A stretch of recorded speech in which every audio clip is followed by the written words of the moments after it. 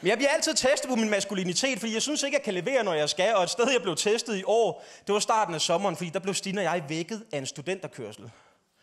Nej, hvor er tolerancen i nul, når sådan noget sker. 8:30 en lørdag morgen. Og det er jo ikke god musik, de vækker dig med. Det kan vi jo godt blive enige om. Vi bliver vækket 8:30 en lørdag morgen af den gamle svenske technosang Alle som inte danser. Ja, til jer, der ikke kender den, kan jeg fortælle. 8:30 en lørdag morgen vågner jeg til det her. Der er voldtægtsmorgen.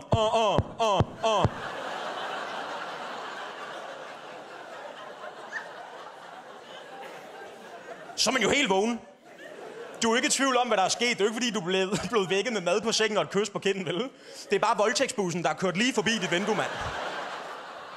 Og der kan jeg igen godt mærke, at Stine og jeg, vi har forskellige forventninger til, hvordan jeg skal reagere, for jeg troede, jeg måtte sove videre.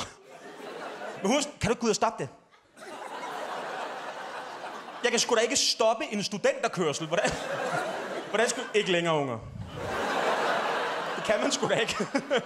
Sådan helt Gandalf-agtigt. You shall not pass. Det er jo ikke sådan, det fungerer. Gør lige, som jeg gør med hjemmesbilen. Jeg vil have alt, hvad du har.